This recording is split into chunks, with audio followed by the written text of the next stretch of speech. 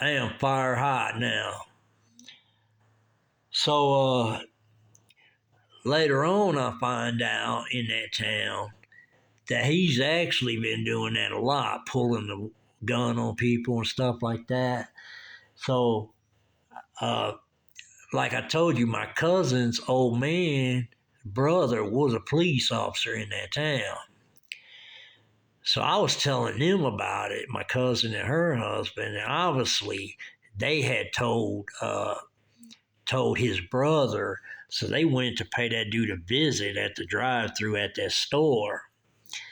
And I don't know what was said or if they took his gun because he probably didn't have a legal gun. I don't know really what was said, even if they even arrested him. I don't know. But I think that was the last time that dude pulled a gun out on somebody. Because when you pull a gun out on somebody, you need to be ready to shoot them. Don't just be teasing people. And that's what that dude's problem was. Because later I found out that he'd been doing that to a lot of different people in that town. And I think that my cousin's old man had told me that. So I think that's probably when my cousin got wind of it. She probably told her old man to turn that guy in or whatever because he's going to end up shooting somebody or whatever. And he probably wouldn't never shoot nobody, but he was just going around threatening people by pulling the gun on them. So that's what kind of cat that dude was.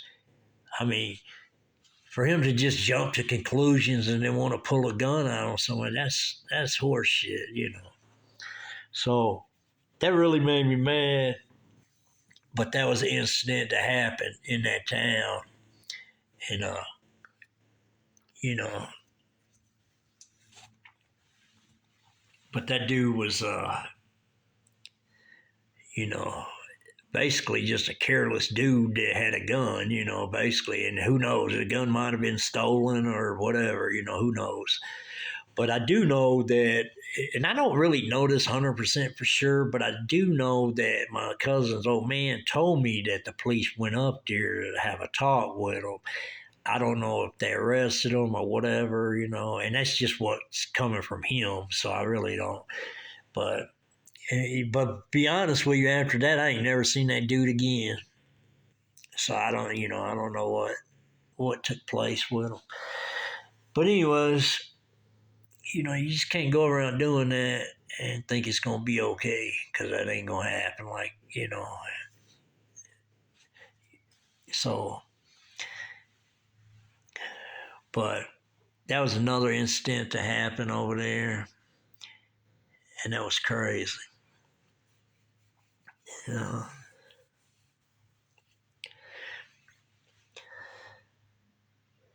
But and then there was a few occasions where my cousin had told me, and this is before she married that dude. She told me, that because she had went and lived with him for a while, and she told me that, he started, she had to start looking for him and stuff like that, and like not come home from work or whatever the case may be. And the hangout was the VFW at the foot of the mountain.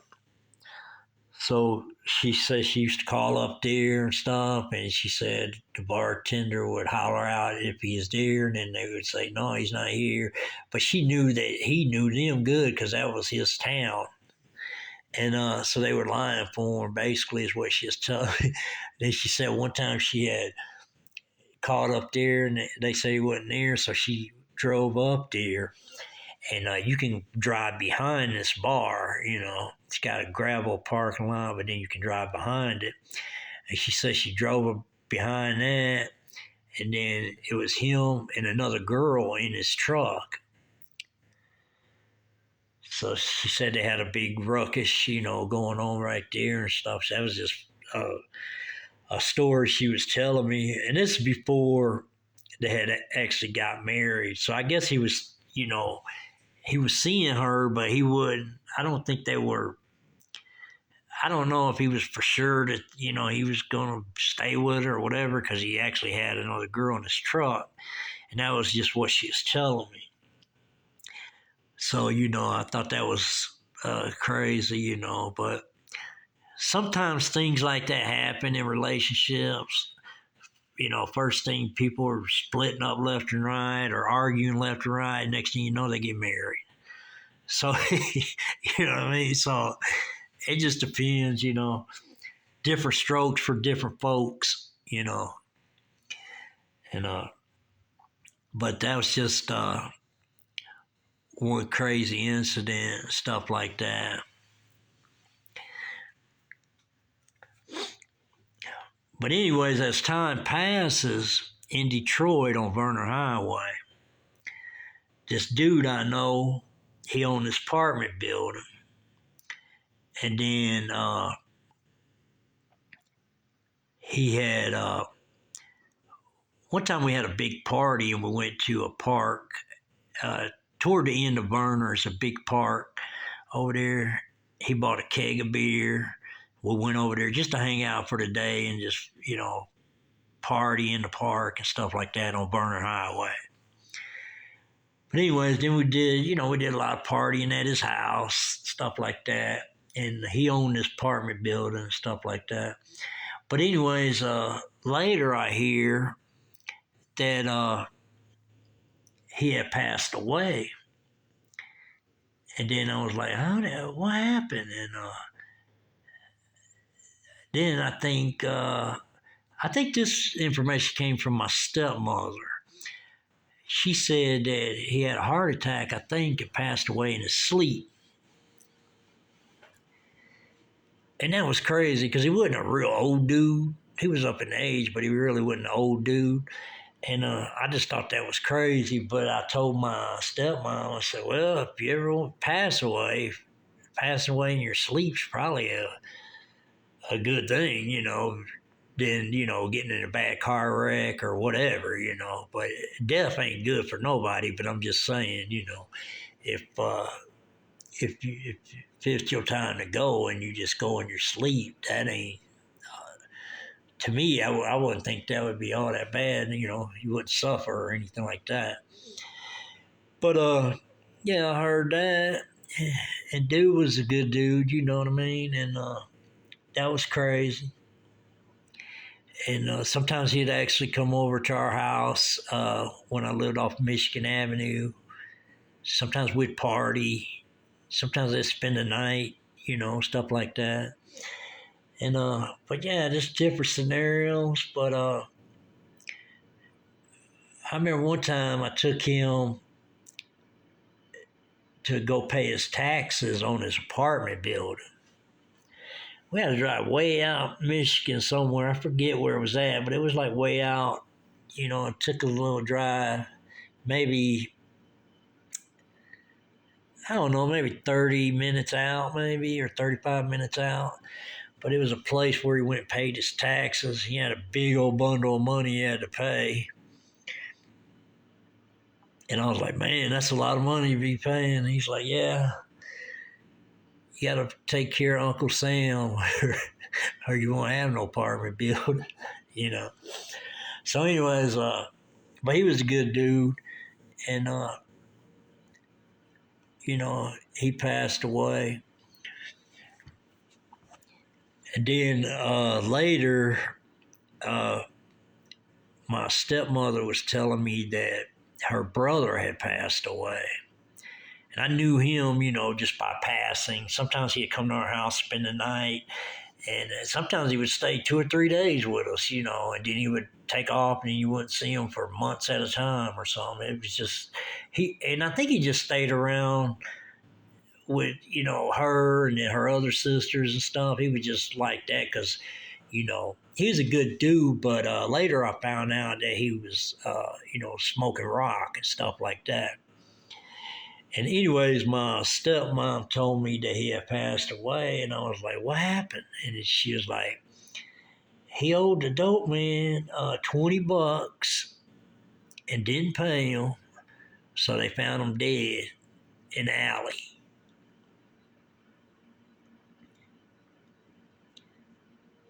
And I was like, really? And I was like, just over $20? And she was like, yeah. And she's like, obviously he owed the man for a long time and just was not going to pay them, you know. And then sometimes you just can't do that. I don't care if it's $5. If you owe somebody, it's very important that you pay them because you know there's repercussions behind it. You know. Anyways, I thought that was crazy because like I said, I just knew him in passing. Sometimes he'd come stay at our house for 2 or 3 days, because it was her brother. But yeah, that was crazy, man. The dude lost his life over $20. But things like that happen. So if you listen to this video, make sure you owe some folks. No matter if you're bigger than they are, or tougher than they are, or whatever, please don't think you can get away with cheating people out of money, because that's a lot of people's downfall. When they owe money and they don't pay or think they ain't got to pay, it's a lot of people's downfall on that. So, especially if you stick by principle and being loyal to somebody's word when they tell you something, that means a lot. So that means a lot to real people, you know what I mean? So if you owe anybody, I suggest you try to figure out how to pay them without, don't try to beat nobody out of money or think you ain't got to pay them because maybe you're bigger than they are, or tougher than they are, or whatever the case may be, because that won't fly.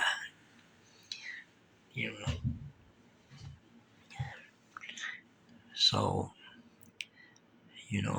that's just some incidents that happen, and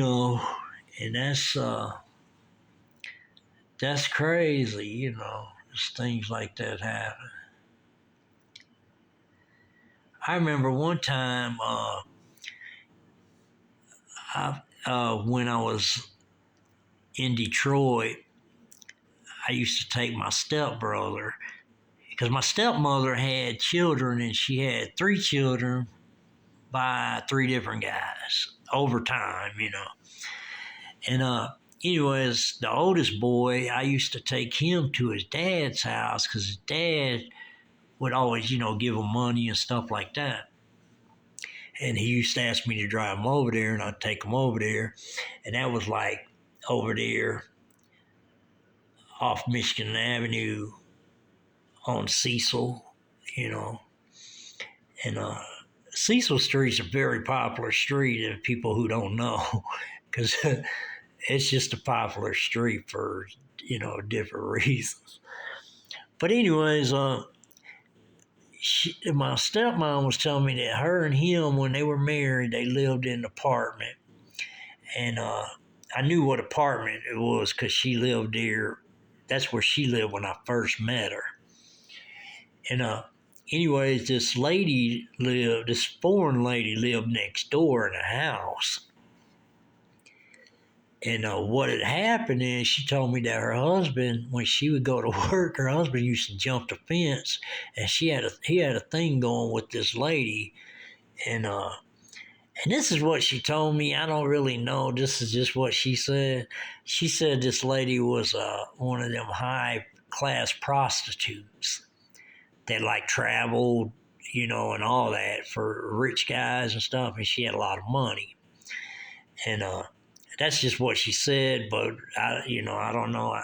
I ain't never known her to lie to me, so, but that's just what she said.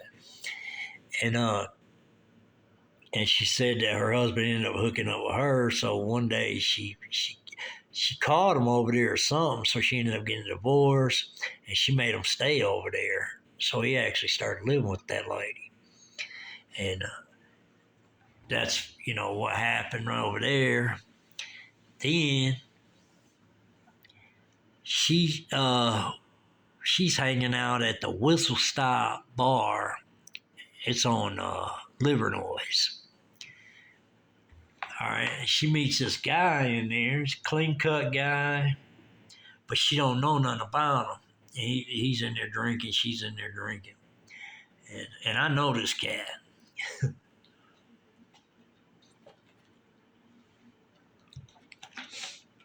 Anyways, she ends up, you know, hooking up with him. And she don't know his background or anything, but I do, you know. But anyways, she hooks up with him, and then she ends up taking him home with her. And then she's living over there off Cecil, on Cecil, in this apartment where I had first met her. And but anyways, she's single, so she meets him, and then she has him come to her house. And they're well intoxicated, you know, and then they do whatever they may do, you know. But what the funny part is, she she uh, she tells me she wakes up the next morning and all her shit's stolen out of her house, and that guy's gone. Cause so she had passed out. This dude decides to steal her shit. You know, I guess everything of value or whatever. He steals her shit and leaves. So she's fire hot. So after she, you know, up in the day, she said, you know, I drink my coffee and wait a little while and stuff like that, trying to think, because she don't know where this guy lives or nothing, because she met him at the bar, and then she took him home with her in her car. Oh, he stole all her stuff and took her car. That's what happened. And just loaded all the stuff up in her car and bailed. But like I said, she didn't know his background, and she just met him at the bar, and he's a clean cut guy. So, you know, I guess she thought she had like a handsome dude or whatever, and it backfired on her. But shit like that would go on in Detroit, so you gotta really be careful. But anyways, he steals her car, loads her car up, steals all her shit and her car, and then takes it to his house. Okay? And she's telling me this story way after the fact. And she don't know nobody really yet. And that's affiliated with me, or that I know. And anyways, so she says the only thing I knew to do was go back to the Whistle Stop bar and ask the barmaid, did they know that guy, you know, because I was trying to get my stuff back. And I don't think she called the police about it. To be honest with you, I don't think she called the police about it. I think she was just trying to find out where the dude was, and she's going to try to get her stuff back. And, you know, but anyways, the barmaid tells her, and I know this barmaid because that's a bar I hung out into. And she tells her that, yeah, I know that's Marge's son, and they live like right down the street from the bar. So she goes down the street, and then she sees her car with all the stuff still in the car. So she knocks on the door, and at this time she don't know this lady, but this lady is my kid's grandmother. But at this time she didn't know her. This is like the first time she's met her. And she knocks on the door, and she's like, I guess she asked for dude, and she was like, he's sleeping. And then she's like, tell him if you don't give me my car keys, because all her stuff was still in her car. She said, tell him if you don't give me my keys right now, I'm going to call the police. So he hands the keys to his mom. His mom brings the keys to her because his mom don't know what's going on. She, you know, he's got the car not parked in front of the house. It's like up the road a little bit. So she don't even see the car. But anyways, her son was, you know, her son just got in a whole lot of trouble over the years. He did a lot of jail time and stuff. he just always doing some shit. And but anyways, the way I knew him is cause his mother was my kids' grandparents, so I knew of them. I didn't, and I knew that if that's the kind of dude he was. But anyways, she's telling me all this after the fact, before she even meets his mom and stuff. They ended up being friends. His mom ended up being their friends, and they all hung out later on and all that other stuff.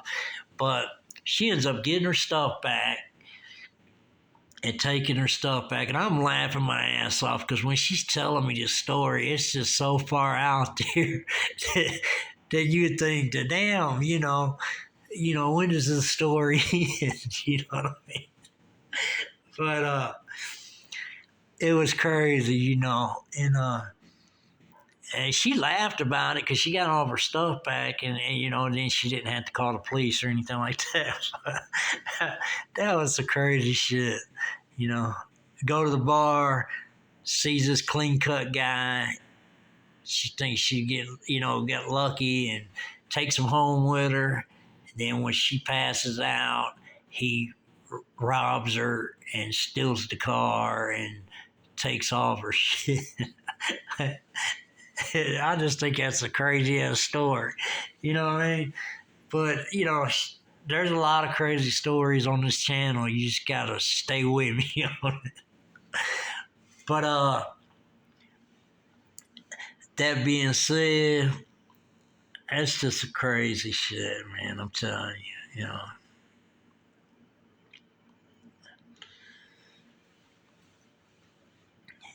You just never know what might happen in Detroit, And it's just always something going down. But that's just funny as hell. When I think about it, it just makes me laugh. But just crazy stuff, that happened over time.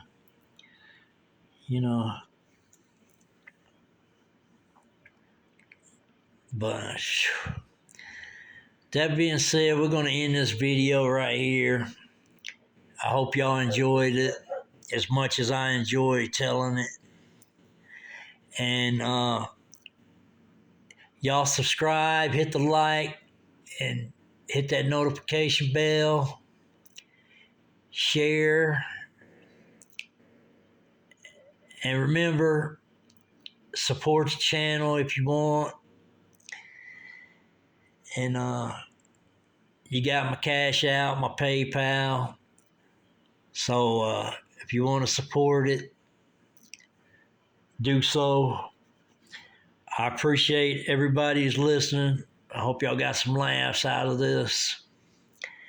And more interesting stories to come. So that being said, peace.